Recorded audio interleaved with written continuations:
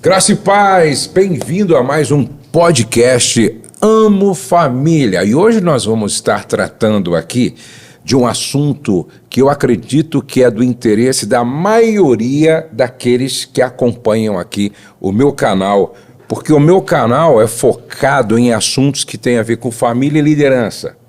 E hoje nós vamos levantar uma questão aqui que, para mim, daqui para frente, vai ser cada vez mais uma demanda na vida do relacionamento conjugal. Por exemplo, você sabia que existe uma pesquisa que diz que daqui a poucos anos, de cada 10 casais que chegarem na igreja, 8 vão estar no segundo, terceiro ou quarto casamento. Então, a família mosaica, como é chamada, não é? A família mosaica vai ser uma realidade cada vez mais presente na igreja. Então, nós vamos estar falando sobre este assunto, casais que estão no segundo ou terceiro casamento e cada um com os seus filhos do casamento anterior, como é que a gente administra isso. E eu estou aqui com 2 convidados hoje muito especial. Meu amigo Edson, bem-vindo, meu Edson. Obrigado, pastor Edson, pastor obrigado, Felipe. É Felipe? Marmoud. Marmoud? É isso aí. Isso aí tem assim, tem cara de libanês. É para esses lados aí mesmo. Muito bem.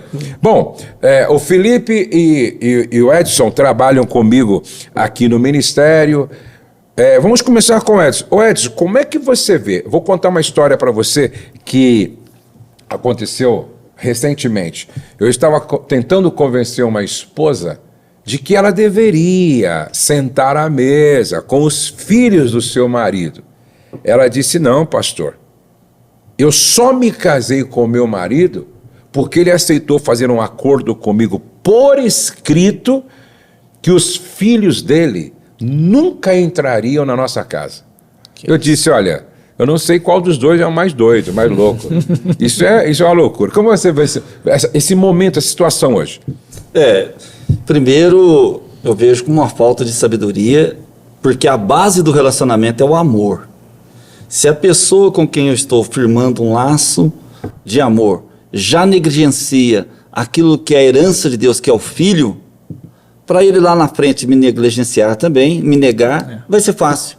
Porque se é o filho algo tão precioso para um pai, ele nega, para ele depois lá na frente me negar também vai ser fácil. Então, como o senhor diz, os dois são doidos. O que negou está negando a palavra e a que a pessoa aceitou também. Eu vejo que os filhos vêm antes do outro, ou da outra. O que nós precisamos é, à luz da palavra de Deus, procurar um bom relacionamento, entendendo que o outro, você fazendo aquele filho feliz, você vai fazer o cônjuge feliz, e o cônjuge também respeitando os limites desse filho, porque é um filho que não é biológico. Então ele tem que respeitar esses limites também, que ele vai trazer uma carga hereditária de comportamento da família, né, a carga genética da família, então ele vai ter talvez criação diferente que essa pessoa que está entrando teve. Então tem que achar esse ponto de equilíbrio, e o fiel da balança é a palavra de Deus. O que você diria para essa mulher, Felipe? Primeiramente, pastor, eu acho que é uma decisão egoísta. Está pensando só no prazer dela e não está pensando no próximo, indo totalmente contra o próprio princípio de Deus, né? O próprio princípio da palavra, que não é baseado somente na gente, mas é sim no próximo. Eu diria para essa esposa que ela devia ter pensado muito bem antes de entrar num casamento em relação a isso. Não acho nem um pouco sábio da decisão dela, porque, como o próprio pastor Edson falou, ela está olhando apenas para o agora. E lá na frente? Né, quando envelhecer, como que vai ser? Quem vai cuidar deles? Provavelmente ela vai estar colhendo aquilo que ela plantou. Então, tomar muito bem essa decisão, muito mais consciente, não pensando apenas no momento do agora. Eu frequentemente sou procurado, né, por esposas ou por mulheres ou por homens que me perguntam: Pastor Josué, o que o senhor tem a me dizer? Eu estou namorando com um homem que já teve 1 ou 2 casamentos e tem 3 filhos, não é? E ele diz que se a gente casar, os filhos vão morar conosco, né? Ou então é ele que diz, estou casando com uma mulher que já tem 2, 3 filhos. Eu sempre digo isso. Olha, você está disposta a amar mais esses filhos do que o próprio pai? Você está disposta a amar esses filhos mais do que a mãe, eu digo para o homem? Por quê? Primeiro de tudo, os filhos já estavam lá. Isso aí. Ela chegou depois. Verdade. Os filhos já estavam lá. Ele chegou depois. Né? Esse é um ponto que tem que ser considerado. Segundo, esses filhos não têm nada a ver com os erros dos pais. Os filhos, nessa confusão toda, são os inocentes. Terceiro, não existe ex-pai, não existe ex-mãe. Existe ex-marido, ex-esposa, ex-sogra, ex-sogro, né? Agora, ex-pai não existe, ex-mãe não existe. É por isso que alguém disse certa feita que a morte, às vezes, é melhor do que o próprio divórcio. Porque o divórcio é uma situação problemática que nunca termina. A morte enterrou, o cara sofre lá 2 meses, né, o luto, e a mulher também dias, sofre 30 dias, exatamente, vive aquele luto, mas passou. Agora, a morte de um casamento, entendeu? Dá a impressão que é um defunto que nunca se enterra, né? Quando essa situação chega até mim também, pastor, chega-se uma pessoa e fala, olha, eu estou namorando fulano, ou eu, Beltrano, mas já tem um filho. Eu falo, olha, é uma decisão que tem que ser bem pensada, tem que ser bem analisada, porque esta criança que hoje você vai estar sendo o madrasto ou padrasto, lá na frente, pode um dia falar para você assim, olha, você não manda em mim que você não é minha mãe, não é meu pai. Olha, você não tem autoridade sobre mim, porque ele vai estar também se relacionando com a sua mãe biológica ou com o seu pai biológico. Claro, claro. Então você está preparado lá na frente para ouvir isto e não deixar isso descer ao seu coração, porque são questões que a gente tem que analisar a médio e longo prazo. Exatamente. Né? Eu penso que essa decisão, os pais eles não têm que tomar, né? Os pretendentes não têm que tomar pensando somente neles, como eu falei no início. É necessário escutar também o coração dos filhos, né? É trazer para dentro dessa escolha e escutar o que eles pensam também. Sei que eles às vezes não têm uma maturidade, mas essa conversa precisa ser aberta para lá na frente não acontecer isso que o pastor Edson falou, né? O adolescente vai chegar nessa fase da adolescência, ele vai jogar mesmo na cara. Mas se foi conversado, se já tem esse diálogo, isso vai ser muito mais fácil para os dois se resolverem. Porque na adolescência, e até um pouco antes, vai chegar o padrasto, vai querer às vezes corrigir, a mãe não vai aceitar a correção, e aí começa um pé de guerra dentro de casa. Né? Então, o que eles precisam entender, veja só, o que o pai, eu diria adotivo agora, precisa entender, e o que a mãe adotiva precisa entender, é que relacionamento vem de regras. Perfeito. O grande, para mim, o grande ponto de tensão é que às vezes esse pai adotivo, essa mãe adotiva, que adotaram os filhos do outro, não quer primeiro construir relacionamento. Tem uma frase do Daniel Amen que ele diz, se o relacionamento entre pais e filhos for bom, qualquer disciplina vai funcionar. Perfeito. Mas se o relacionamento entre os pais e os filhos não for bom, nenhuma disciplina funciona. Por quê? Nós somos assim. Por exemplo, eu não posso te dar começar a impor regras para você se eu não te conheço, você não me conhece e a gente não construiu um relacionamento, a gente não se conectou emocionalmente. Agora, quando você constrói uma relação de amizade, de camaradagem, de empatia, ouvindo o coração do outro, se preocupando com o outro, o dia em que você for colocar uma regra, o outro vai aceitar. Fala, não quer meu bem. entendeu? Me entendeu, me compreendeu. Perfeito. Tá? É totalmente diferente. O grande problema é que as pessoas, às vezes, até querem cobrar aquilo que não são exemplo, entendeu? E querem exigir aquilo que elas mesmas não fazem. Então, o que falta para mim hoje é esta compreensão de que a maior expressão ou declaração de amor de um homem para com a sua esposa que veio de outro casamento é tratar bem os filhos dela. E o contrário também. Eu me lembro que eu ajudei um casal, né? Um casal, e ele médico e ela dentista, e tinha uma filha adolescente dele. E ela não se dava de forma alguma naquela relação. Não se dava. Por quê? Porque ela via a menina mais como uma concorrente Dá atenção. do que como uma filha amiga. Você está me entendendo? Então, parece que a menina era a concorrente dela em relação ao pai. Gente, amor de pai é um, amor de marido é outro.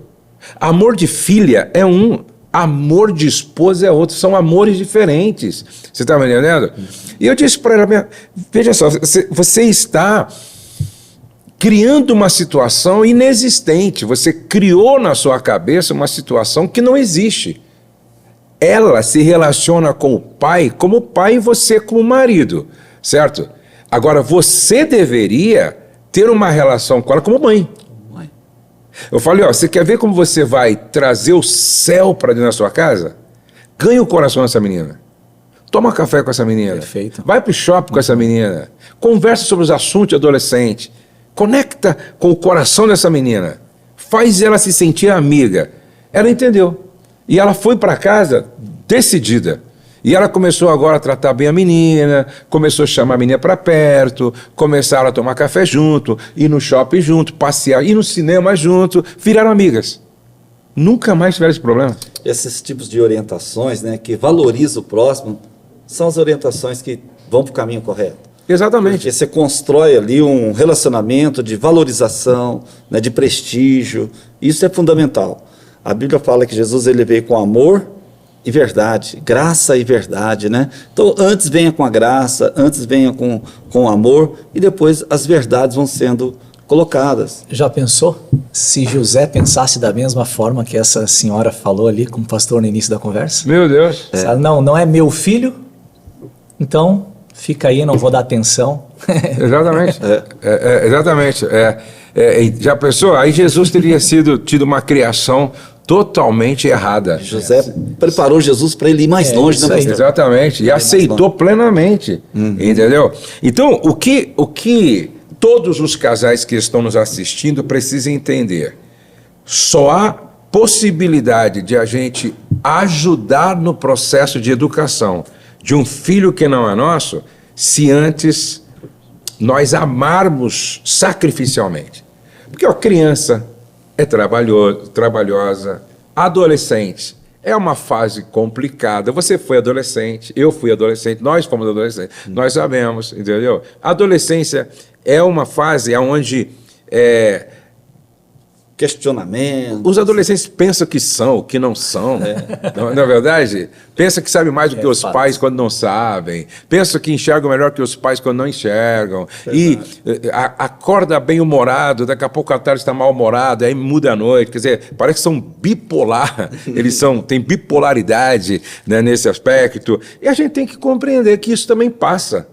Entendeu? Agora, se os pais não souberem lidar, não é, com estas situações na relação, vai para o terceiro casamento, vai para o quarto casamento e morre sozinho ou sozinha. Termina sozinho. Por quê? Porque não tem como.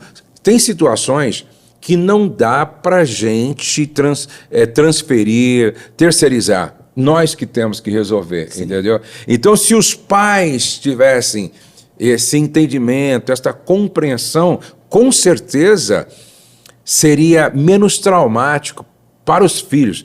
Por quê? Veja só, essa criança, ela já veio de um lar disfuncional. Como prova disso que os pais se separaram.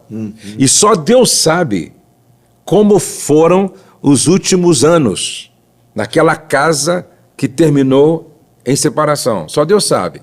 Agora pega um pai adotivo, que deveria ser adotivo, e é pior no seu tratamento do que o pai lá atrás. Ou então a situação fica pior do que a situação que ela viveu lá com os pais em crise. Gente, isso é muito difícil. Qual que vai ser a consequência natural? Vão ser pessoas traumatizadas entrando em relacionamentos que vão ter, com certeza, a repetição desse padrão por falta de compreensão dos adultos. O que você pensa sobre isso? Correto. Porque, inclusive, o senhor falou lá, há alguns momentos que a morte até é melhor, porque ela fecha um ciclo. Isso. Né, um ciclo que foi fechado sem brigas, né, sem divisões, e a outra pessoa que está chegando agora, ela vai crer e confiar que esse ciclo vai ser formado como o que se encerrou. Então, assim, eu vejo, pastor, que também nós, aqui na nossa sociedade, cremos num tipo de amor só, amor para tudo, mas como o senhor explicou, há diferença de amores, de marido, esposa, pais, filhos. E se nós enriquecermos mais o nosso conhecimento sobre isso, e o casal ter essa conversa aberta que o pastor Felipe falou, de dialogar, de conversar, olha, é uma relação que pode ter grandes problemas, mas é uma relação que pode ser muito abençoada, sim, como claro. José, né, e como tantos casais que estão no segundo casamento estão bem felizes. Né? Então, assim, eu acho que a comunicação, um bom relacionamento faz toda a diferença. E aí, né, Felipe, queria que o Felipe falasse um pouquinho sobre isso também. O que os casais precisam entender é que o fato de ter havido uma separação não significa que eles serão para sempre inimigos que se odeiam ao ponto de ter que terceirizar, não é? Quem é que leva o filho para o pai porque eu não quero ouvir a voz dele? Eu acho que não pode ser assim, né? Pastor, eu penso que as figuras mais maduras não são os adolescentes, não são os filhos, mas sim os pais. Uhum. Então é preciso colocar essa maturidade à tona, em prática. Como foi falado, a questão do diálogo é fundamental dentro disso. Não colocar os filhos um contra o outro, né? Os filhos contra os pais em si. Então, eles saberem ter essa questão do diálogo, ter essa maturidade e também, eu acho que dá para usar a palavra aqui, não ser ingratos, né? De jogar fora os anos que deram certo. Não é porque aconteceu um erro, houve a separação, mas traga à memória aquilo que traz esperança. Né? Coloque em pauta os anos de alegria, o fruto que foi gerado, que foi o filho. E não colocar o filho como um produto do relacionamento, dizendo agora você fica, agora eu fico. O filho não é um produto. Né? É o fruto do amor que vocês tiveram durante um tempo. Então agora é colocar essa maturidade em pauta, trazer à tona e entrar nesses acordos que agora, como dois adultos, vamos conversar e também não precisar deixar com que um juiz escolha quantos dias um vai ficar e o outro vai ficar. Se é pai, então assuma a paternidade. Se é mãe, assuma a maternidade. Assuma a sua responsabilidade dentro desse relacionamento. Né? Dentro desse... a cabeça, pastor, também assim, a parte biológica do relacionamento, tipo assim, o pai, que é o pai biológico da criança, conversar com a mãe, há certas correções que não fica legal, não cabe bem a parte que não é biológica corrigir. Sim. Então ela passa para o pai, olha, o seu filho fez isso, sua filha fez isso, não é melhor você orientar assim do que ela, porque para que não haja essa rejeição a princípio, né? Essa maturidade. Exatamente, tem que entender, né? Tem que entender, olha, até aqui eu posso ir, até aqui não, até aqui... Os agora, limites que o senhor fala. Os limites, Agora, o que a gente precisa tomar cuidado é o seguinte, é a mesma coisa o pai que tenta suprir a ausência na vida do filho dando coisas. Esse é outro grande erro que se comete, certo? Como eu não posso estar, né, com ele sempre, por negligência até, não posso estar com ele sempre, mas quando eu vou lá eu levo um celular novo, quando eu vou lá eu levo um PlayStation novo, quando eu vou lá, eu deixo lá R$1.000 para o meu filho gastar no que ele quiser. Aí você vai criando mais um materialista, entendeu? Aí você vai criando mais uma pessoa que tenta preencher os vazios do coração com coisas. E aí se torna um adoecido. Entendeu? Então esse é outro grande problema. Ou então é a mãe. Ah, não, ele já não tem pai. Não corrige não, mas espera aí. Entendeu? Ah, não, ele já não tem pai, não chama atenção não. Ah, ele já não tem pai, ela não tem pai. Deixa ela ficar aí a noite inteira no celular. E aí vai criando um delinquente. Sem limite, sem disciplina, sem correção, fazendo o que bem dá na telha, certo? E amanhã, com certeza, o culpado vai ser a mãe, o culpado vai ser o pai. Então, é claro, a gente precisa ter equilíbrio, fazer com ponderação, mas não pode faltar disciplina, mesmo que ele não tenha pai. Não pode faltar disciplina, mesmo que ela não tenha pai ou não tenha mãe. Eu creio que ainda é mais necessário ainda, entendeu? Para manter essa menina e manter esse menino no caminho certo. Essa superproteção vai formar um narcisista, vai formar um materialista, vai formar alguém que não tem respeito ao princípio de autoridade e vai pensar que pode tudo, entendeu? Cresce assim, um adulto deformado, complicado. Egocêntrico, né? Egocêntrico. Tem que orbitar ao seu redor. Exatamente. Se for analisar e observar a questão colocada pelo pastor, muitas vezes falta dos pais esse olhar mais atento para o filho, né, de saber qual que é a linguagem dele, né, que hoje ele não está querendo mais um presente, ele está querendo o tempo. Então ter esse olhar mais criterioso para saber qual que é a linguagem do coração do filho, que realmente é o combustível que movimenta o filho, é fundamental. Só que aqui é a questão, a gente está tão corrido dentro da nossa realidade, das nossas atividades, que a última coisa que a gente vai olhar vai ser para o filho, e vai olhar mesmo para ele quando ele começa a dar problema e vai saber onde foi que eu errei. Né? Que poderia ser gotas de tempo, né? Gotinhas homeopáticas durante o crescimento dele, que não geraria o problema que está hoje. Eu acho que quando o casal se separa, eu acho que a responsabilidade do pai aumenta.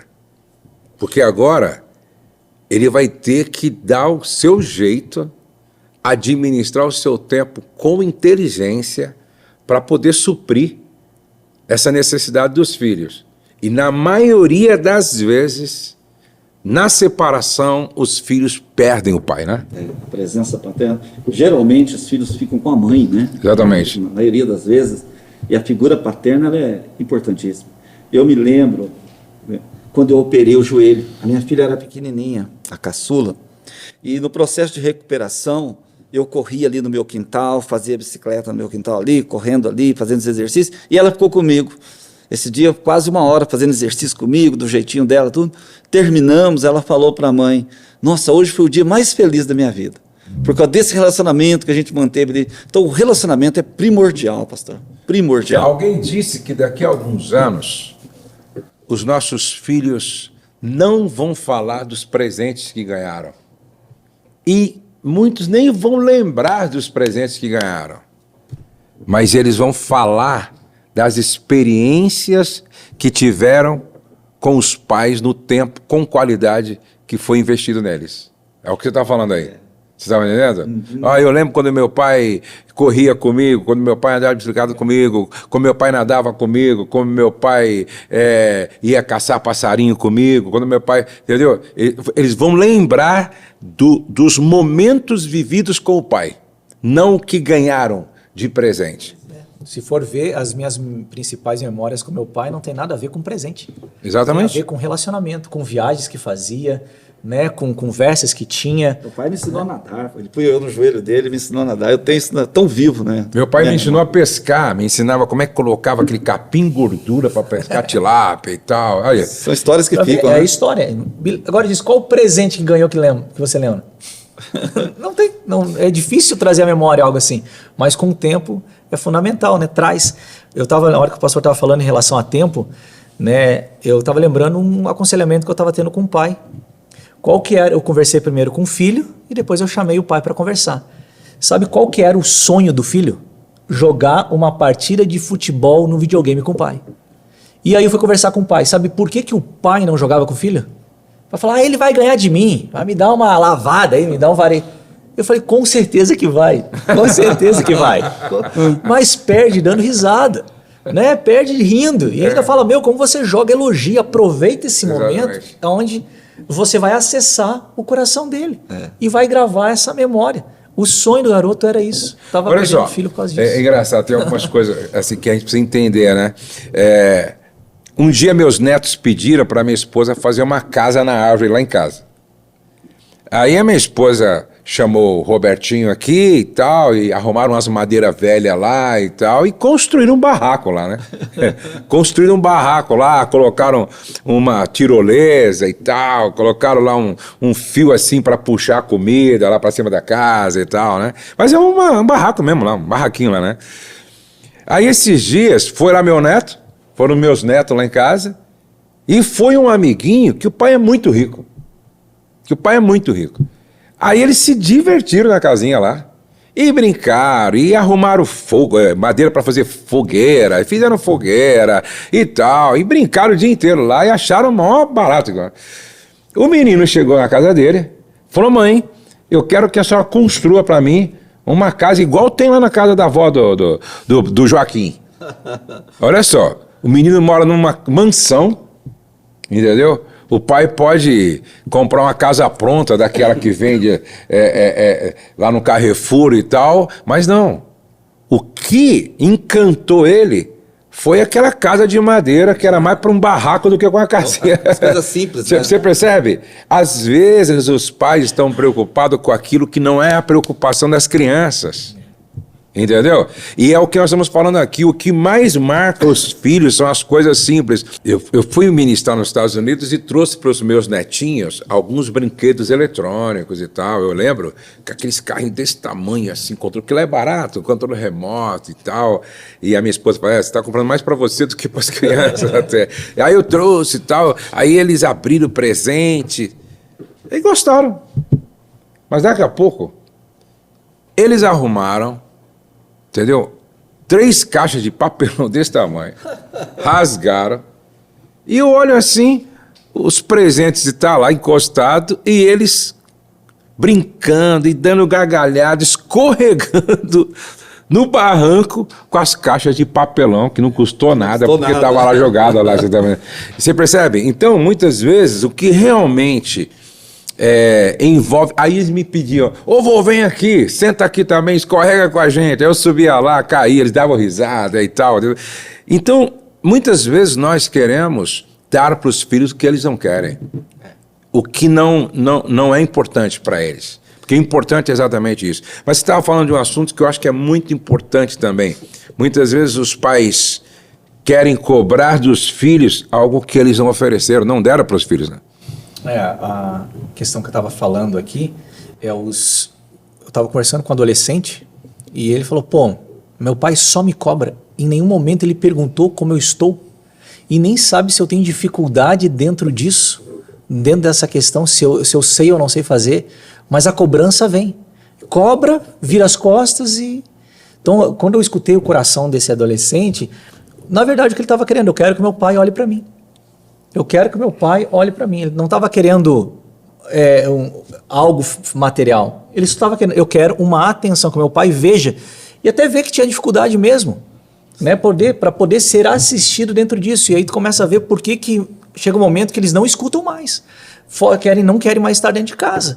Porque o pai entra e sai. A criação é um desafio, né, pastor? Criar filhos é um desafio. Meu Deus. E acontece dentro desse processo de criação também, muitas vezes os pais tiveram um sonho, mas não alcançaram esse sonho, seja dentro de uma profissão, de algo, e eles querem que o filho agora alcance ou siga esse caminho que eles não seguiram. Que é o sonho deles, né? Que é o sonho deles. Então, assim, dentro desse processo, a gente tem que encontrar os limites, até meu limite de pai mesmo, que a Bíblia fala, não faça com que seu filho fique irado. Então, ou seja, tem limites para você também se relacionar com o filho, né? Isso é muito importante, né, pastor? Resumindo tudo que nós estamos falando aqui, serve para que aqueles que não se separaram e que estão vivendo uma crise no casamento, pondere tudo isso. Pondere tudo isso. Porque as consequências, as implicações de uma separação são muitas. Por exemplo, Ontem, até eu pedi para minha esposa responder lá no store. Uma mulher falou assim, peguei meu marido vendo mulheres seminuas na internet. Posso me separar? Gente, não é que é certo ver mulher seminua na internet. É errado, não deve. Agora, fala assim, posso me separar? Uma naturalidade. Entendeu? Como se fosse assim, né? Como a separação fosse algo tão simples e tão sem implicações profundas, certo?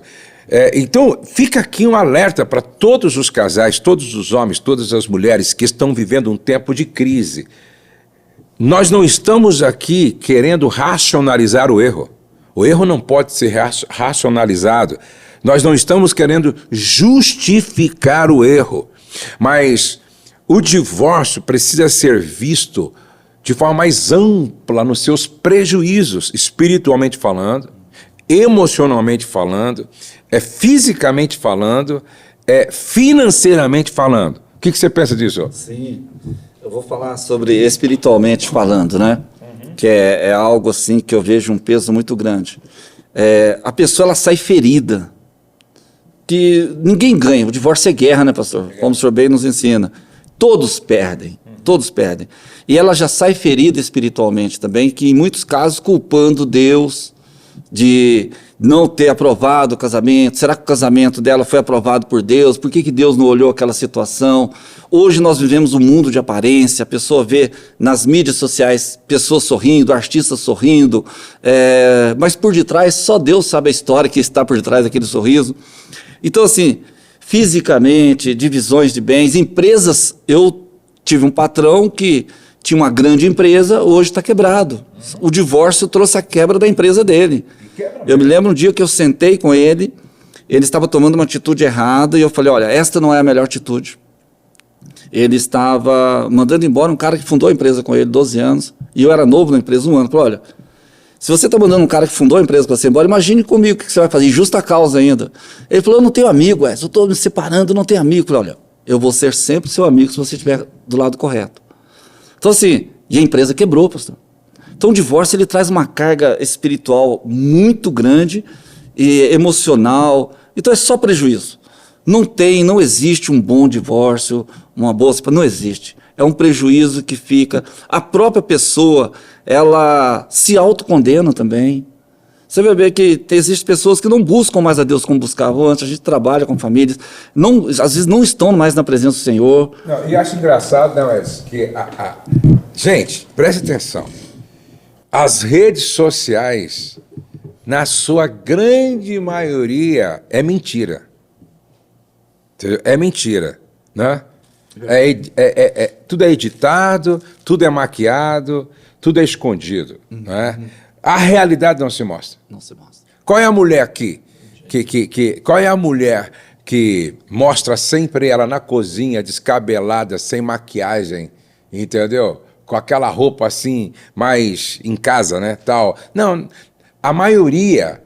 Outro dia eu vi outro dia eu estava vendo assim, umas irmãzinhas, que a gente sabe qual a idade delas, entendeu? É tanto filtro... que quando você encontra a irmã e olha para o Instagram dela e para ela, você fala... Peraí, é a mesma pessoa. Você está entendendo? É uma grande mentira, é uma grande mentira. E o pior de tudo é que, por exemplo, eu ouvi falar que a Ana Hickman, né, que teve aquele problema sério com o marido e tal, um mês antes, estava fazendo declarações de amor. Um mês antes, nas redes sociais, ai, minha vida, sem você, e não sei o quê. Mas daqui a pouco se soube que já naqueles meses ali, aquelas semanas, já vinha tendo sérios problemas. Então é uma grande mentira. Por que eu estou falando sobre isso? Eu vejo pessoas que se separaram, mas no Instagram elas tentam mostrar que elas estão melhor do que antes, que está tudo bem, que é a melhor coisa que fizeram. Gente, isso é uma grande mentira. Não é verdade, Felipe? Perfeito. Mostram algo que, na verdade, não é uma realidade, e muitos tomam decisões olhando para isso, né? E aí vê que não é bem assim, vem todo o efeito colateral de uma separação. Então, o primeiro ponto, não existe ganhadores dentro de um divórcio, não existe. Hoje, a nossa cultura é a cultura do descartável. Não deu certo, joga fora. Olhou, estava vendo um vídeo, vou jogar fora, vou trocar. Porque eu tenho visto na internet dando certo, os outros vai dar certo comigo. Mas, na verdade, um exemplo que o pastor deu ali dessa atriz é isso mesmo. Né? Coloca uma máscara dizendo está tudo bem, na verdade é fake, infelizmente. E a pessoa acaba depois se frustrando e vendo que não é bem isso. Então, eu penso que a decisão tem que ser conversada, não separar mais, como essa mulher que o pastor mesmo falou. Senta e conversa, pô. É mais fácil conversar. É muito mais fácil pegar e conversar do que viver uma vida depois com esse peso de falar, meu Deus, o que eu fiz? E aí tem muitas vezes que não tem mais retorno, né? Exatamente. Não tem mais volta. E aí, o que essas mulheres precisam entender é que quando ela viu o marido, ou pegou, olhando mulheres seminuas, ali é apenas a ponta de um iceberg. Provavelmente este homem, ele já está vendo pornografia. Ele já está, de repente, pode já estar viciado em masturbação. De repente, essa situação já é uma denúncia de que o casamento, sexualmente falando, já está comprometido, entendeu? Então, aqui não é me separam, não. É aqui aonde é que eu também estou errando de repente para que isso esteja acontecendo. Porque numa relação a dois, os dois têm responsabilidades. É claro que, na maioria das vezes, um tem um pouco mais de responsabilidade do que o outro. Mas ninguém erra sozinho. Ninguém erra sozinho. É importante a gente ter amigos, né, pastor? A gente abrir o coração. A Bíblia fala que, no nosso caso, a igreja primitiva, né, que somos cristãos, evangélicos, eles perseveravam na doutrina dos apóstolos, no ensino da palavra, na comunhão, no partir do pão, que é uma comunhão mais íntima, né? E na oração. Então, esse partir do pão... Porque se eu estou vivendo uma demanda no meu coração e eu tenho um amigo que eu possa abrir o coração, uma pessoa que vai edificar na minha vida... Uma vez eu ouvi o senhor explicando que nós temos que ter pelo menos 4 amigos em cima daquela passagem, né, dos 4 que levaram. Pelo menos 4 amigos, porque eu possa abrir o meu coração. Olha, meu casamento está tomando essa direção. Um casal que inspira na igreja, que você... Isso é fundamental. Vai nos ajudar muito, muito mesmo. Exatamente. A gente não busca ajuda, né? A gente prefere sofrer calado e depois ver as coisas desmoronando do que baixar a guarda e mostrar muitas vezes a nudez, né? Baixar a guarda e falar assim, eu estou precisando de ajuda, estou passando por isso, meu casamento está vivendo dessa forma, né? Então, quebrar o orgulho. A gente o homem é muito orgulhoso. Eu já contei isso aqui mais de uma vez e eu vou contar de novo porque pode ajudar muitas pessoas que estão nos assistindo. Eu tenho um amigo que ele é um grande pastor. Ele é um grande pastor. Só não vou falar o nome dele porque eu não pedi autorização. Mas um dia ele contou isso publicamente. Ele disse que há muitos anos atrás, ele chamou a esposa para uma conversa séria. Falou, preciso conversar com você algo muito sério e vê um horário que a gente possa conversar. Ela disse, não, vamos conversar agora. Mas, não, eu estou tranquilo agora. Sentaram no sofá e ele começou a chorar. Ele começou a chorar e disse, olha, eu preciso abrir meu coração para você. Ela já pensou que ele tinha saído com outra mulher, ido em um prostíbulo e tal. Ele falou, olha, eu preciso conversar algo com você, eu tenho um problema, eu não consigo vencer a pornografia. Eu consigo parar 15 dias, depois eu caio de novo, e eu consigo parar 20 dias, depois eu caio de novo. E ele falou, eu tenho plena consciência, eu sou um pastor, eu não posso viver isso. Eu preciso vencer isso. Ele conta que ele pensou que a esposa iria destruí-lo, como muitas fazem, né? Seu pornógrafo, não dorme mais na minha sala, estou com nojo de você. Mas não. Ela ouviu, chorou com ele, ela pegou a cabeça dele, colocou no colo dela, começou a alisar o cabelo dele e dizer assim, por que você não me falou antes? Porque se você tivesse falado antes, eu já estaria te ajudando antes. Olha só. por que que você não abriu o coração e vem sofrendo tanto tempo? Por que você não falou comigo? Aí ela disse assim, olha, vamos fazer o seguinte, nós vamos montar um plano de ação. Nós vamos um supervisionar a vida do outro. E agora, a partir de hoje, a sua luta vai ser minha luta. Amém. A sua dor vai ser minha dor. A sua batalha vai ser a minha batalha. Você não vai lutar sozinho. Nós vamos manter um canal aberto, vamos manter transparência. Sabe o que aconteceu? A partir daquele dia, ele passou a andar em vitória. Mulher sábia, né? Não, extraordinário, extraordinário. É interessante que eu contei esse testemunho, e aí eu já ouvi dois maridos dizendo que a esposa ouviu e ele não sabia. Quando eles foram também abrir o coração para a esposa se comportou igual a esposa do pastor. E os dois passaram também a andar em vitória. Então, exatamente. Então, a esposa precisa entender que ela pode ser ou um agente de transformação na vida do marido, ou acabar de apagar o pavio que fumega, ou pisar na cana que já está esmagada, entendeu? Eu não estou aqui dizendo que a esposa tem que... Não, agora eu vou concordar. Não. Pecado é pecado, erro é erro, entendeu? O cara pisou na bola, ele tem que ser corrigido, disciplinado. Mas agora você precisa ser sábia e espiritualmente inteligente para deixar Deus te usar.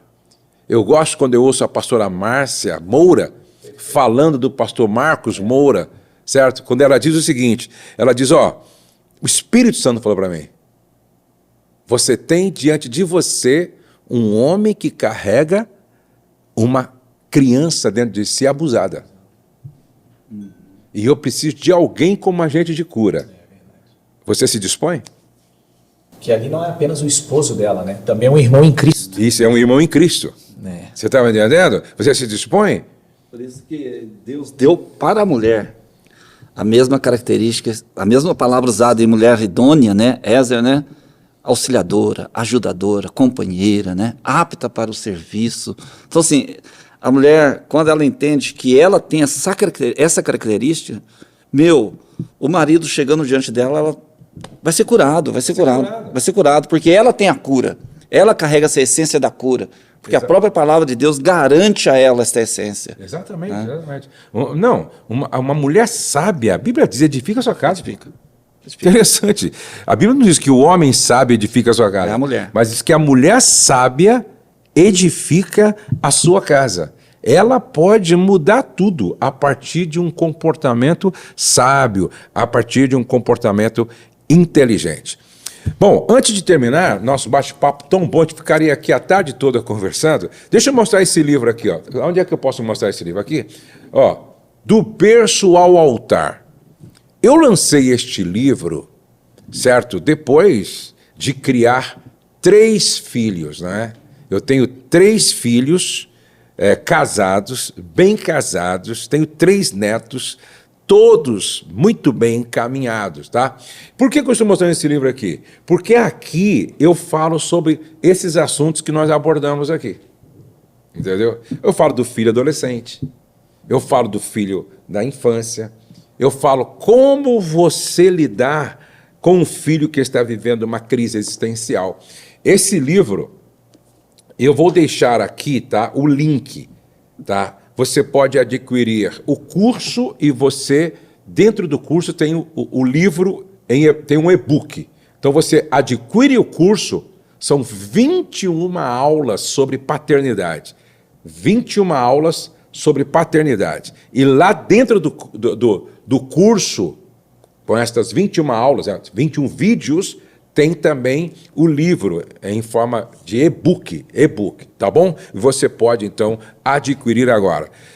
Deixa uma palavra final, então, para os casais em relação a tudo isso que nós falamos aqui, filhos do outro casamento, divórcio, como é que tem que se lidar com filhos. A palavra que eu quero deixar está lá em Efésios 5,18. Não vos embriagueis com vinho, que pode trazer contenda, mas enchei-vos do Espírito Santo. Nós, na velha aliança, o ator proeminente era o Deus soberano, Deus majestoso, Deus grandioso. Nos evangelhos a gente vê Jesus, o preeminente, mas no Novo Testamento a gente vê que é a ação do Espírito Santo. Então, busque se relacionar com o Espírito Santo, busque ter uma comunhão com o Espírito Santo, porque através dessa intensa comunhão com o Espírito Santo que eu vou conseguir desenvolver o meu papel de pai, o meu papel de mãe, o meu papel de filho. Então, olha, Efésios 5,18, faça uma troca inteligente, não vos embriagueis, ou seja, não se enche daquilo que é material, mas busque aquilo que é espiritual, que pode transformar a sua vida. A palavra é Efésios 5,18, pastor. Amém. 5,18, Efésios 5,18. E aí, Felipe? Deixar uma palavra para os casais, Mateus 7,24. Portanto, quem ouve essas minhas palavras e as pratica é como um homem prudente que construiu a sua casa sobre a rocha. Caiu a chuva, transbordaram os rios, sopraram os ventos e deram contra aquela casa, e ela não caiu, porque tinha seus alicerces na rocha. Que vocês, como casais, possam alicerçar o relacionamento de vocês, a criação dos filhos de vocês, não baseado no que o mundo está oferecendo ou ditando, mas sim nos princípios que Jesus estabeleceu para ensinar os filhos e para edificar um casamento. Então foque nos princípios que Jesus nos deixou, que tenho certeza que vão vir as tempestades, aí, os rios, os ventos, e vocês não serão abalados. E eu quero deixar também aqui uma palavra final. Perguntaram um dia para mim: Josué, na sua casa quem manda? É você, sua esposa, seus filhos ou sua sogra? Eu disse: na minha casa quem manda é o amor. Porque quando é o amor quem fala mais alto, significa que Deus é o Senhor desta casa. Porque Deus é amor. Então, quando você ama o cônjuge, como você ama os filhos, é porque você está amando a Deus. Até porque o meu amor a Deus, ele sempre vai reverberar, se manifestar no meu amor para com o meu próximo, certo? Olha, foi muito bom estar aqui com vocês. Que gostoso esse bate-papo. O nosso próximo podcast eu vou estar falando sobre cadeias invisíveis, quando a tecnologia escraviza o casamento e a família. Vai ser um bate-papo muito agradável. Vai estar aqui a Rosemara, minha esposa, vai estar aqui a Gláucia e mais um outro convidado. Então, você não pode perder por nada o nosso próximo podcast. E agora, não saia sem se inscrever no nosso canal. É muito importante que você se inscreva no nosso canal, tá? Aqui embaixo tem um botãozinho, inscreva-se, clica nele, depois ativa o sininho, coloca na palavrinha, clica também em todos para você receber sempre as notificações do YouTube, que tem mensagem nova, tem reflexão nova aqui no nosso canal. E também divulgue para todo mundo, manda esse link para todos que estão vivendo um destes problemas aqui que foram abordados, para que esta pessoa seja esclarecida. Lembrando sempre que o céu não está em crise, Deus está no controle, nós cremos em milagres e a nossa família está debaixo da graça de Deus. Até o nosso próximo encontro.